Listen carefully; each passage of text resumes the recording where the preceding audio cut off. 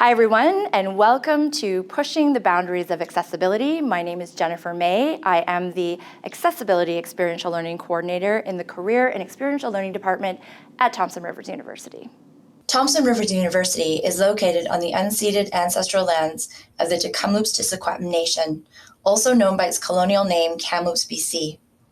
I recognize my role as an unwilling settler in this territory and express my gratitude to the Secwepemc peoples for allowing me to live and learn on this land and from the people.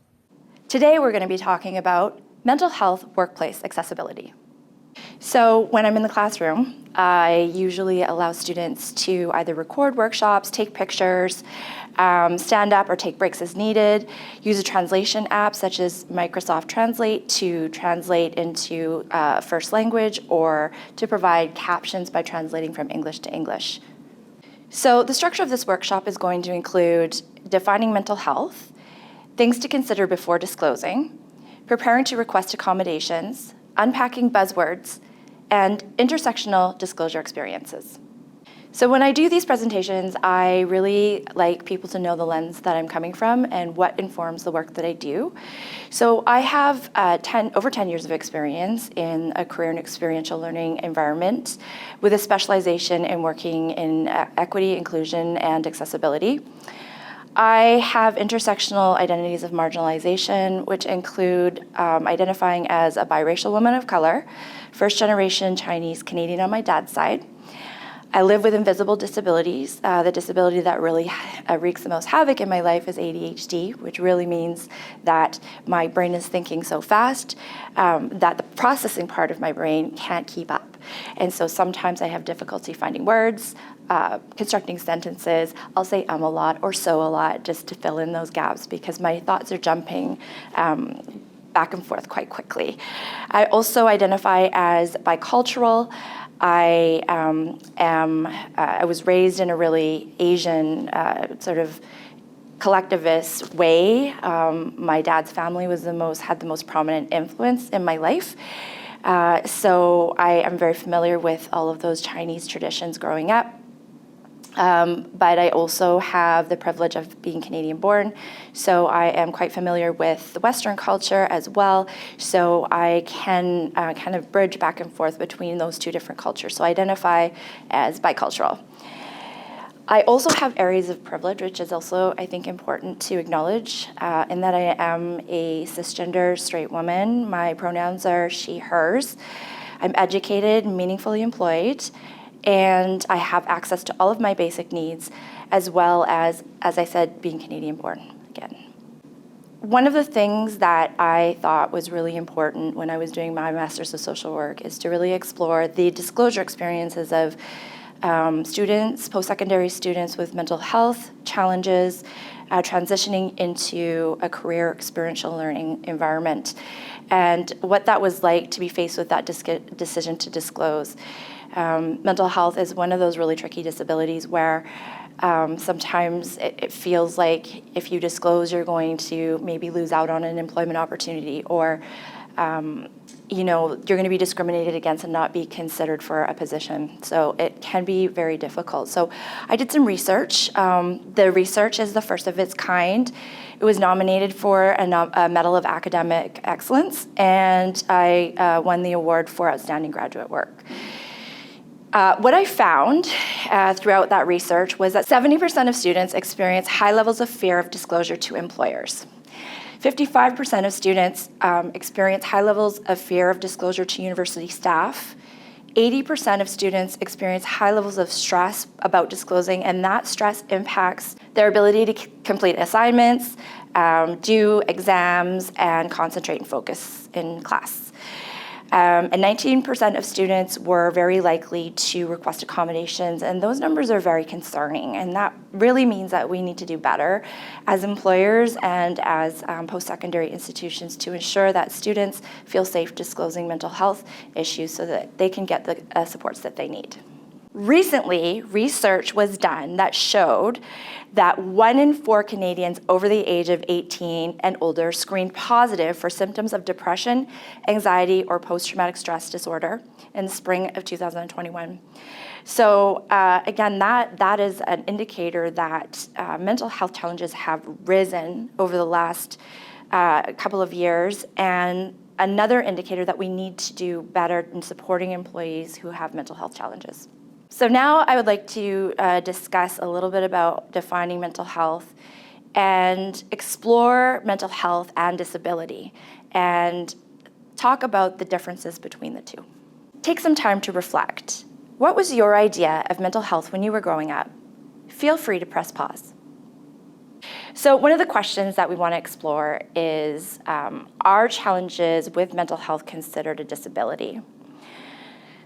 That depends. Culture, values, and upbringing influence how we define and experience mental health and wellness. Many people periodically experience mental health challenges at various points in their lives depending on their situation. Disability is a Western medical term used to describe a health condition that impacts the way people interact with their environment, such as in the classroom or the workplace. When mental health challenges persistently affect the way that people work and learn, it is possible that these challenges fall under the category of disability. Some examples of mental health diagnoses from a medical perspective include generalized anxiety disorder, major depressive disorder, post-traumatic stress disorder or PTSD, bipolar disorder, eating disorder, addictions, schizophrenia, psychosis, and phobias such as agoraphobia or claustrophobia. This is by no means all of the mental health diagnoses. In fact, there is a giant book called the DSM-5 that has a number of diagnoses in it, but this is just a few examples to get you kind of familiar with what some of those diagnoses are. I also want to really point out or highlight that self-determination, how we identify, is really important. So people may describe disability in different ways. So remember, disability is a Western construct or Western view of seeing disability. So people may use different terms like health condition, mental health challenge, or diverse ability. Explaining a mental health condition in a story or an analogy. They might identify mental health challenges as physical manifestations such as a stomachache or a headache, or socially construct mental health issues as a problem with our environment, but not the person. So there are two really prominent perspectives on mental health from a Western perspective. So the first one I'm calling the medical perspective, or can also be referred to as a medical model.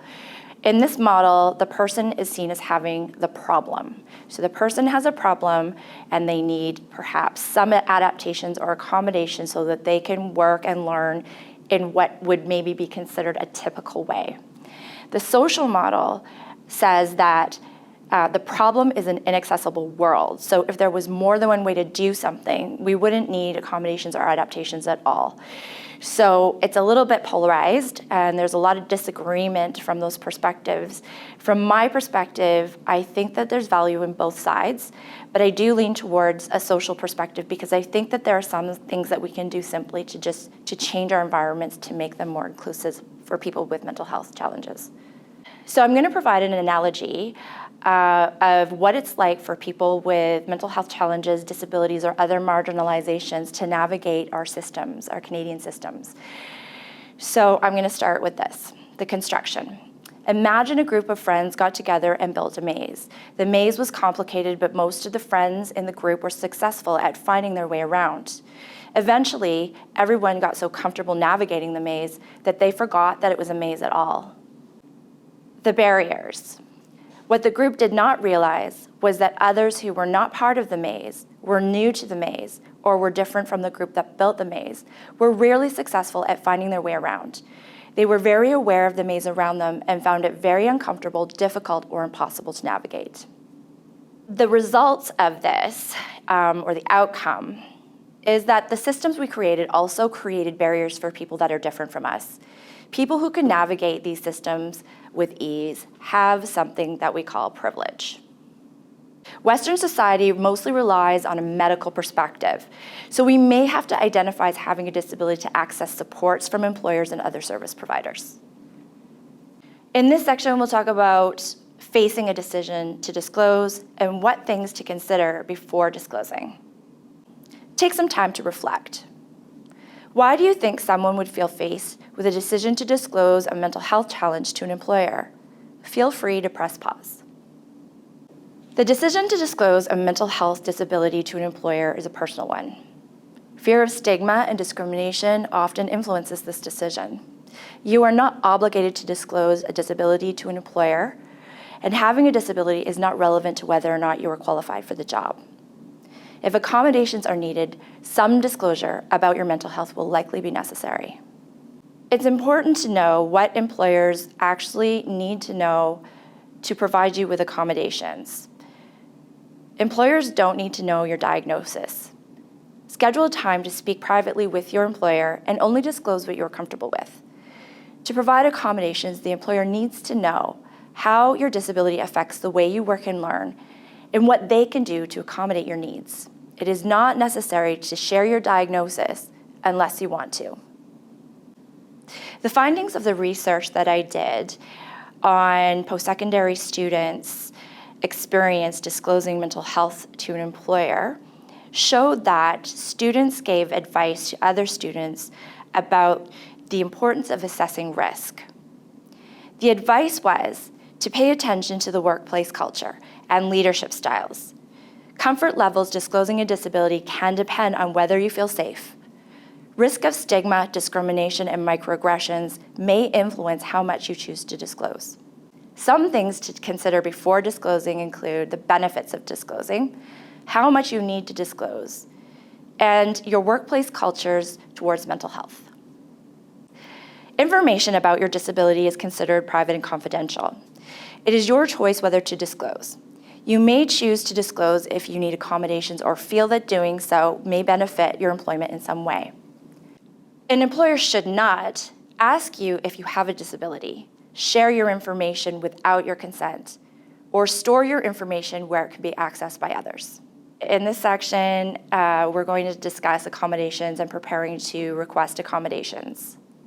One of the important things that you would need to know is about your legal rights. So employers have a duty to reasonably accommodate persons with disabilities under the Human Rights Code and the Canadian Charter of Human Rights. There are only a few instances where it may be possible for the employer to terminate or choose not to hire a person with a disability. These include undue hardship, which means a significant financial or operational impact to the company, accommodations, when the employee is unable to meet the expectations of the job with accommodations in place, and health and safety, valid, investigated, and documented health and safety concerns. Here are some things that you will need to know to be prepared. As mentioned, your legal right as a person protected under the Human Rights Code, the company's accessibility policy and processes, the appeal process if you disagree with a decision, the specific medical information needed if the employer requests documentation of your disability, and who to contact if you require advocacy or legal advice. Earlier, I mentioned that the employer needs to know how your disability or mental health challenges impact the way that you work and learn. We often call that concept functional impacts. Mental health challenges can include a multiple variety of impacts, and sometimes those impacts can be similar to impacts experienced by physical disabilities or health conditions as well. So it's important that the employer knows how your disability or mental health challenge affects you, because we don't want employers to make assumptions about what your impacts are based on your diagnosis. So earlier in the presentation, I talked a little bit about the medical model versus the social model. And so when it comes to accommodations, there are two ways to look at it. From a medical perspective, some people need accommodations to minimize barriers so that they can meet the expectations of the job. So remember, The person has the problem from that perspective. The other perspective, in terms of creating inclusive workplaces, is called universal design. So universal design means making work environments inclusive and accessible for everyone so that accommodations aren't necessary. So we know that we're not there yet, but we're hoping to move in that direction so that we can find that balance for people to meet the expectations of the job. So I'm going to provide some examples of an accommodation versus a universal design concept. So for focus and concentration as the functional impact, a distraction-reduced environment might be an accommodation. So as the one person that has focus and concentration issues in the entire office or work environment, you would be the one that needs that accommodation. However, a universal design concept might be providing earplugs or sound blocking headphones for all employees to access as needed.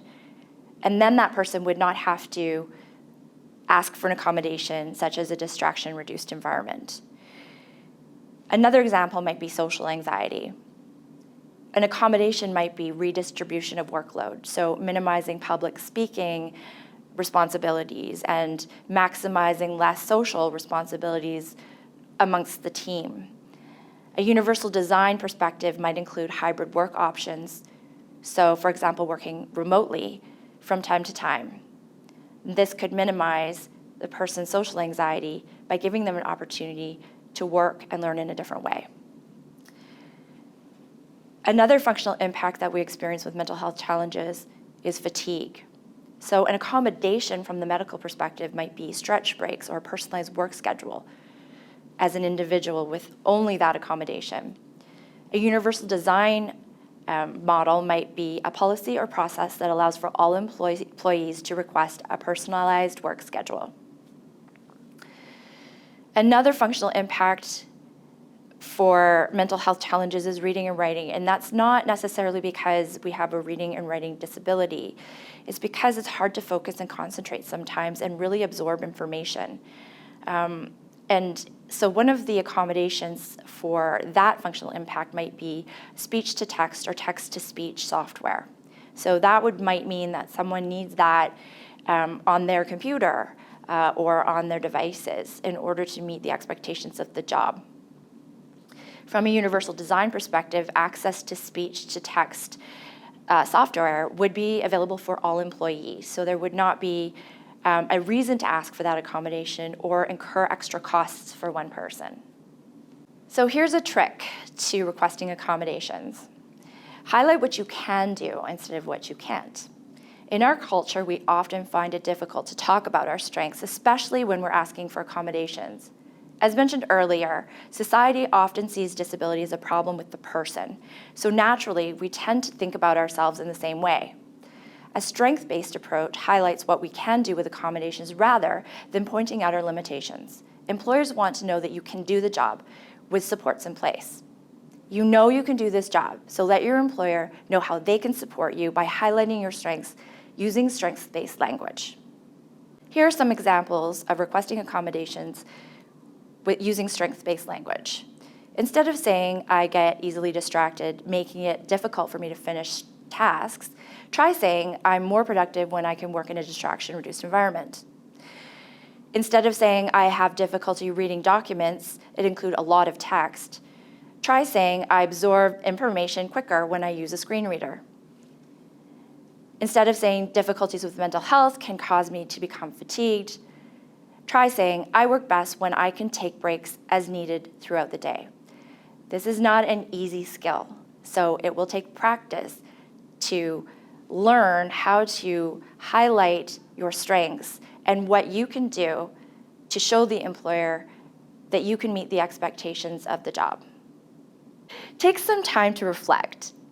What are some of the strategies, tools, or technology that you use to meet academic or employment expectations? For example, organize, prioritize, write papers or reports, read textbooks, articles, and instructions, make videos, presentations, or work as a team. Feel free to press pause. Okay, so up until this point in this presentation, I've been using a lot of words that maybe are familiar to you and maybe you're not sure what they mean. Some people call these terms buzzwords. Buzzwords are words that have lost their intended meaning by being overused or used incorrectly. So the first buzzword that I'm going to address is privilege. Privilege is a term used to describe the systemic advantage that some people have compared to others. Some people who have lots of privilege may not struggle as much with obtaining things like a well-paying job, food abundance, quality health care, or secure housing. They're also likely to more easily navigate or be exempt from processes that don't directly affect them. I've heard recently that the term privilege sounds like a bit of an insult. It's pretty heavy to refer to privilege in that way. But I think what happens is when a term like privilege becomes a buzzword, people assign different kinds of meaning to it and maybe even internalize that as something that is used to blame for the problems that are going on in the world for people who are marginalized. But in effect, it's really just a position in society that is important to recognize in order to navigate society and understand how you interact with the people around you. Here's an example.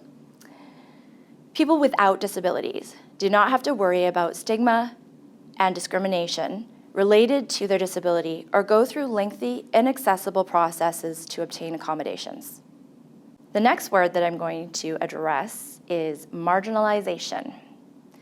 Marginalization is a term used to describe people who are different from the dominant culture, which in Canada is Western culture. These people live on the margins of society because the systems that we use to structure things like employment and education are not inclusive of people who have different identities and ways of knowing and seeing the world. Some examples of marginalized populations or equity-seeking groups are persons with disabilities, BIPOC, which stands for Black, Indigenous, People of Color, LGBTQ2S+, immigrants, refugees, low income, and women. These groups are some examples, but they do not represent all of the marginalized groups in our society. Now we're going to explore our social locations. What is your social location? Your social location is found within your intersections of marginalization and privilege. So knowing our social location can help us understand how we see the world and communicate with others from different social locations. This is important knowledge if we are to make a move towards decolonization and inclusivity. One perspective on decolonization is that it is the dismantling of colonialist health, education, housing, and employment systems that serve to maintain Western power by putting marginalized populations at a disadvantage. For example, decolonization in Canada is widely understood in the context of Indigenous lived experiences. The Truth and Reconciliation Calls to Action were written to hold governments accountable for past and present harms to the Indigenous peoples of Canada by including Indigenous perspectives within existing systems. The next buzzword that I wanted to explain is the term microaggressions. Microaggressions can be words and phrases that are discriminatory by nature, but are also so ingrained in Western society that we often don't notice that we've said something harmful. Microaggressions can also be individual or group behaviors or actions that inherently exclude marginalized people because we live in a culture that often devalues people who don't meet societal norms. Stigma, stereotypes, and discrimination are all ways we contribute to microaggressions and perpetuate marginalization in the workplace and in an educational setting. Here are some examples of commonly used microaggressions that you may have heard before or even used yourself. You know how women can get. They're all crazy.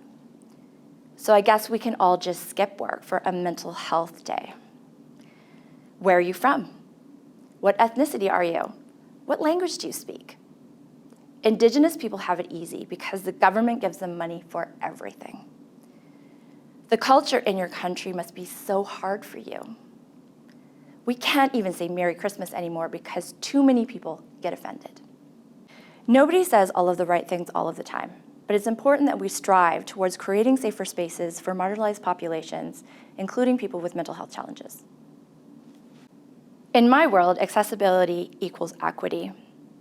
As mentioned earlier, there are several different marginalized identities, and people can have more than one. People that have other marginalized identities that intersect with mental health may experience more complex barriers, and it may exacerbate already existing mental health challenges. People with intersecting marginalized identities experience complex barriers to employment. So we'd like to redefine accessibility to include intersectional identities because that would acknowledge the whole person. And on a final note, allyship is something that is gifted to someone from a marginalized person, because the only person that can decide if someone is an ally is the person that is on the receiving end of the allyship. Solidarity is found in common experiences. So where experiences intersect, we have solidarity with people who have those common experiences. So for example, I would potentially be gifted by some members of the LGBTQ2+ community with allyship because I don't belong to that community. But I also identify as being a woman, so I might have solidarity with other women who have similar experiences to me. Here's a little bit more on intersectionality. I want to share with you some of the experiences of students with intersecting equity-seeking identities from the research that I did. So as mentioned, intersectional identities means that people can have more than one identity of privilege and marginalization. People who have more than one marginalized identity that intersects with a disability experience more complex barriers to employment, leading to inequitable access to career opportunities. This model illustrates how other marginalized identities can intersect with disability or mental health challenges. This doesn't represent all marginalized groups. It's just a way of indicating how intersectionality can work. As our time wraps up today, here are some key takeaways. Mental health can be defined in different ways. Needing accommodations does not equal unqualified. Employers have a legal duty to accommodate. Knowing our social location can help us navigate. Ask for accommodations using strength-based language. Buzzwords can often change to stay relevant. And intersecting identities equals more complex barriers. Thank you so much for joining me today to talk about mental health accessibility in the workplace and pushing the boundaries of accessibility. There are a number of resources at TRU, including workplace accessibility video series, information on how to disclose to employer, career equity resources that will support with frequently asked questions, accommodations and self-assessments, and a deep map community resource app which shows you where all of the community resources are in Kamloops. So I hope that you find these resources helpful. My name is Jennifer May. I am the Accessibility Experiential Learning Coordinator in the Career and Experiential Learning Department. Please feel free to email me if you have any additional questions or would like further clarification on any aspects of this presentation.